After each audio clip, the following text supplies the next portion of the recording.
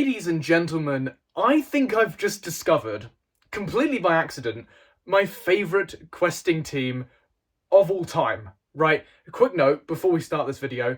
I'm holding this microphone for nothing more than dramatic effect. This does nothing, right, to the audio. It's blinking at me, and I have no way of charging it. This poor microphone that I paid 10 quid for on Amazon just so happens to be a piece of trash. What a surprise. Anyway, I have accidentally discovered my favourite questing team of all time.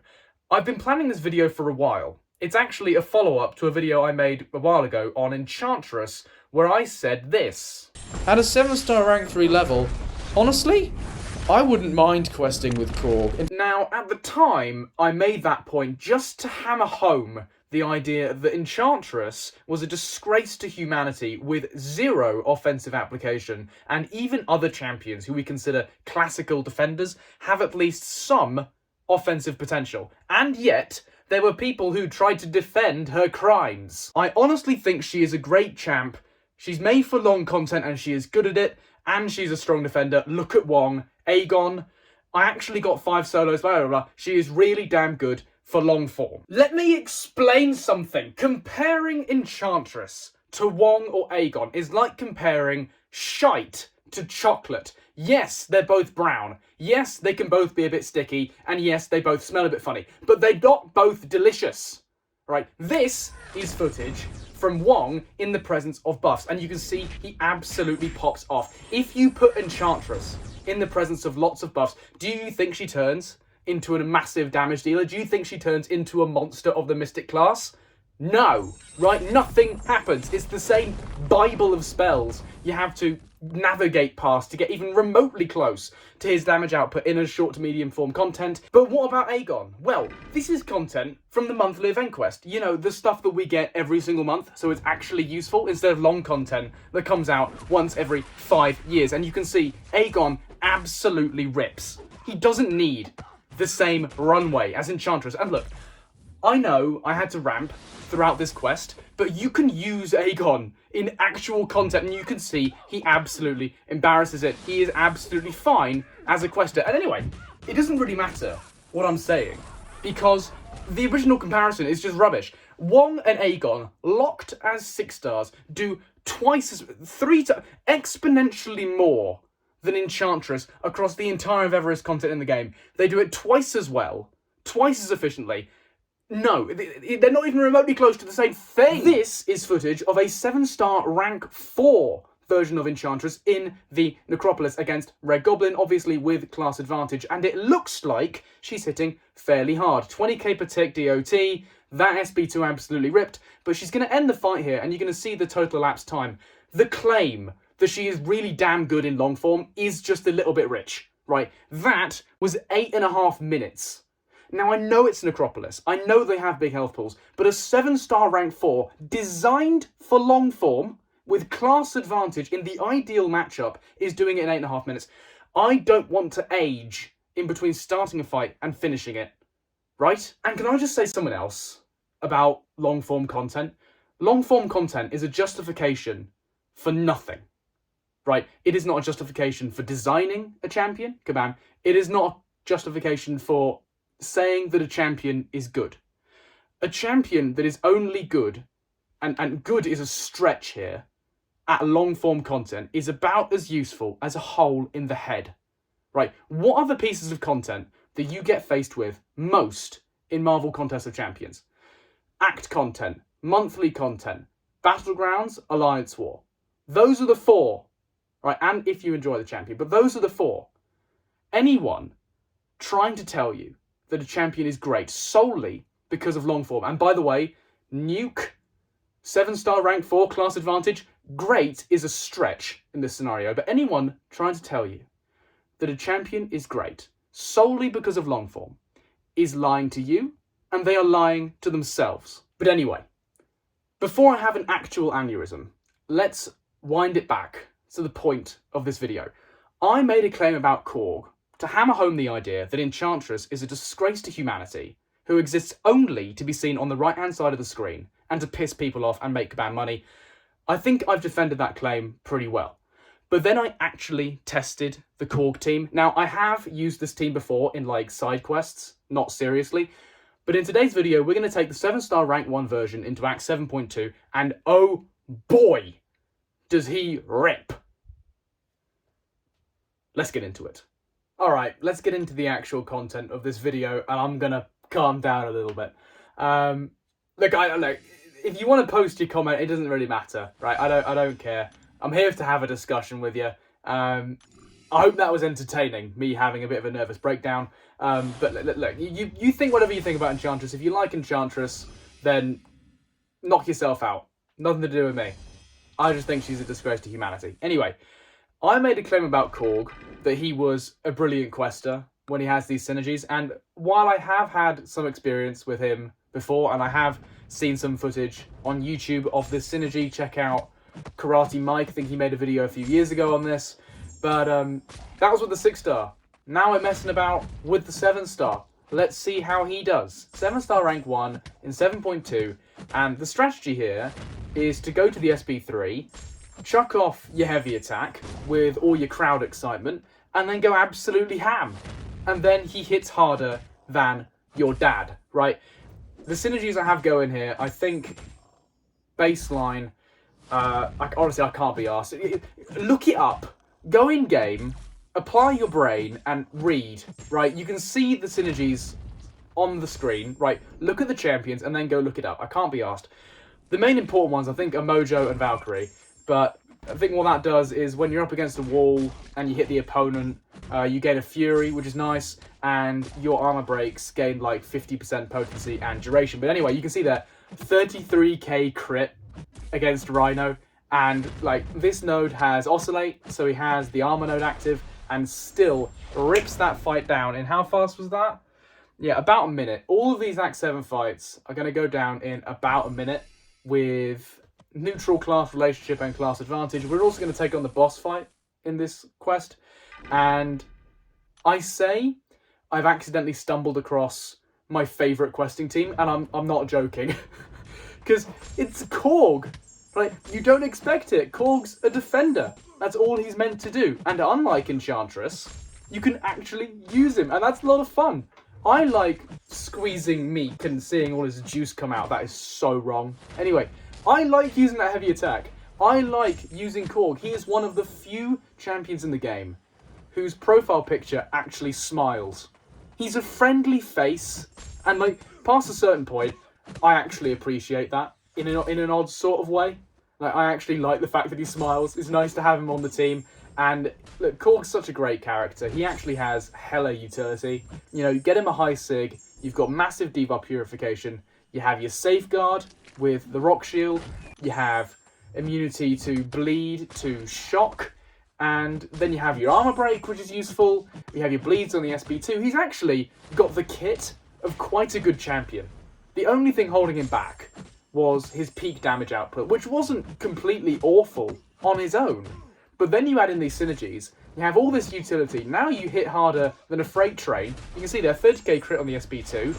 Unstoppable Colossus is about to go down, 19k crit on the medium. And you have yourself the king of the skill class. Actually a good champion. The skill class, I've said this before, and I'll say it again, is in dire need of greater representation, right? In the 7-star category, right?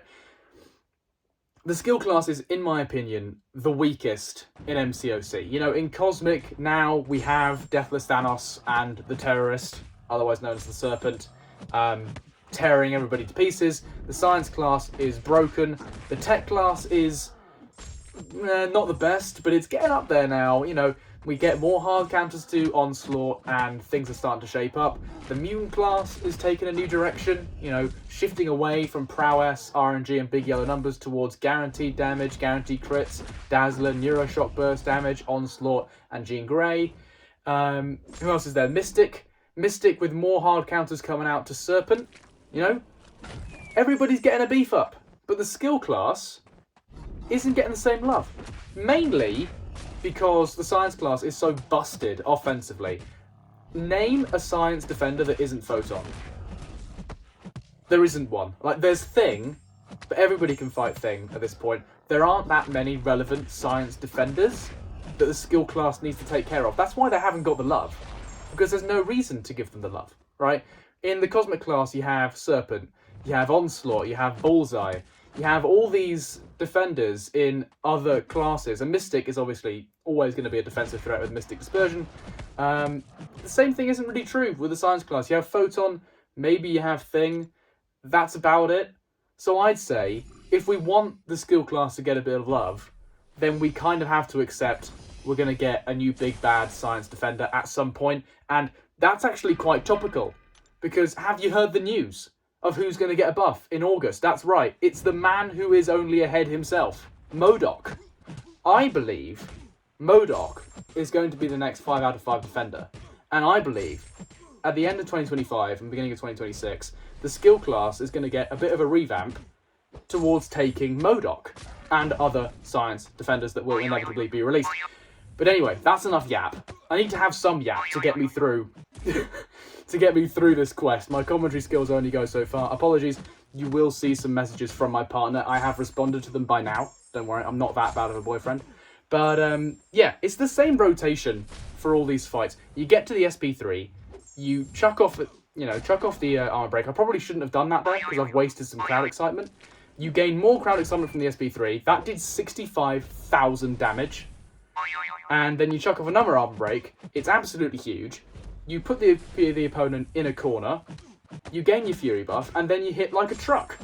Right? I believe Karate Mike, in his video from a few years ago, compared it to Doctor Doom, unironically. Like, he said, I don't want to compare it to Doctor Doom, but like, you get to the SP3, you do a heavy attack, and then the fight's over. Like, it's not even that dissimilar. Here we got a little bit unlucky. Hood went invisible, which is obviously annoying, but I still had an arm break active. Look at those hits, 28k crit. You know, I didn't have the Fury, I didn't have the biggest armor break in the world, and Hood's still going to go down here in under 90 seconds. I'll take that from Korg if the opponent is being a little bit weird, which it has a tendency to do with the Oscillate node, if I'm honest. Using an energy refill. Up against Miles Morales here, do we have any way of countering Miss? No. Are we going to need it? No. Because Korg is going to hit so hard on his basic combos, it's not really going to matter. We're going to use class advantage. We're going to use the fact that Miles is a little bit weedy to get all the way through him, and that's going to be fine. So hammering in here. It's nice also, like if your stun, for example, gets purified, you have the unblockable, you have the unstoppable. There's lots of stuff going on in Korg's kit. He is actually, in my opinion, quite a well-designed champion. You know, you obviously have this enormous defensive potential, but as a champion, he works. I like him. He's fun, he's a friendly face. There's not much more I can ask for a champion. And yeah, unironically, one of my favourite questing teams in the entire game now. I think I plan on doing some live stream where I just tackle the event quest, because it's become such a grind nowadays. I actually need company, and you'll probably see me use Korg and this team. So yeah, we have to deal with his invisibility here, but I think my armor break is going to last, is it? Yeah, just for a few hits, and then the armor comes back online and things get a little bit disrupted. But Miles Morales is down to 7% here, and this fight is 60k crit on the heavy attack. Seriously, just over a minute, right? Even with the invisibility bollocks. And we're at the last fight of the quest, of the path. We're up against the Juggernaut now.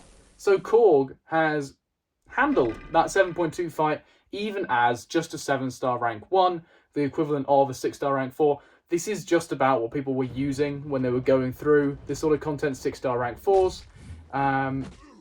Actually, is that a lie? That's a complete lie. We're using 6-star rank 3s at this point. But it's Korg. So I'm going to give him a bit of a bonus. Going to give him a benefit of the doubt. I seem to remember this Juggernaut fight being a little bit weird. But anyway, the point is, we're not massively punching down. We're not massively going in with like a 7-star rank 3 and claiming this is normal. Like, it's vaguely realistic. It's a lot of fun. It's Korg. It's a synergy team that transforms a champion, takes him from here to here. That's exactly what you love to see. I will say, the champions in this synergy team do feel a little bit like baggage. You know, you're carrying around Mojo, Gladiator Hulk, Valkyrie's pretty good, but then it's meh. I wouldn't want to dedicate an entire team to this. But Korg's got some nice utility going for him, and for a bit of fun, which is after all what we're all here for. It's a mobile video game. You know, get your head out of the gutter. We're here to have some fun. Korg isn't a bad option. So here we're going to throw off the SP3, and I had quite a lot of crowd excitement on me at the time. We skip it. Now I have 13, going to go for a parry. Use the heavy attack. That's 15k non-crit, and I didn't even have the Fury. Now we've got him against the wall. Hopefully he doesn't throw an SP1, so he triggers his crystal, or whatever it's called, the gem. That was, God, 48k on the SP2. Enormous numbers from Korg, down in just under 90 seconds. Yes, the AI was being a little bit weird. I was getting a little bit unlucky, but the damage you have once you get into the SP3 is just so ridiculous. From Korg, it's so much. I'm smiling. It's just great. And yes, we are going to take on the boss here. We're going to be taking the Nova boss. Before I go in, I have taken some damage on the block. I will say his block proficiency is a little bit weedy. As for the stat focus, you can see I have the precision stat focus. You could put in the block proficiency stat focus if you so please, because, you know, you don't really need to crit. This guy's just hitting so damn hard. It's nice when you do crit, but you can see we were hitting some very nice non-crits in that quest as well. And this Nova is going to be very, very aggressive. He has some other nodes, but they're not really going to come into it. The point is, Korg, very capable of taking act sort of content with this team, and it's a huge step up from base Korg, who, I mean, isn't even that bad. And I've shown that Korg, offensively, yeah, he does stuff, and it's a lot more practical than Enchantress. I don't even want to think about Enchantress anymore. I'm going to have a heart attack if I think about Enchantress anymore. Right, it's too late. I shouldn't be making this video, and I've got myself wound up. Not a great plan. But anyway, we're approaching our SP3. Going to chuck it off here against Nova. Note that he's at just below 90% health. We chuck this off. We chuck off the heavy attack. And now it's time to cook. Hammering in here. 30k medium. 30k medium. Oh yeah. Push this guy a little bit higher. For some reason in that combo I wasn't dealing a lot of damage. But we're going to go back in here. Now we're dealing a lot of damage. And just baiting out a few hits here. Baiting out the SP1. Going back in, and this Nova had about, it's a few 100,000 health. It's like 500,000, not sure. It's fine. He's going down very, very efficiently, and that's another 20k crit, and he's going to go down this combo. Yeah. 1 minute 11 against the boss. I'll certainly take it. So Korg, he has offensive potential with this team. Is it the best team in the world? No. Is it an awful lot of fun? Yes. Is Korg actually a good champion with the amount of utility he has going for him with his bleed, shock immunity, debuff purification, safeguard, armor break? Yeah, he's actually got quite a lot going on, and his loop is very safe. SP3, punch the opponent, win the game. No more complicated than that. Anyway, that is just about all I have for you today. If you have made it this far, then drop a comment below. Which part of the video did you like? Did you like me actually covering the content, or did you like me having a nervous breakdown about Enchantress? Anyway, thank you very much for watching, and bye-bye.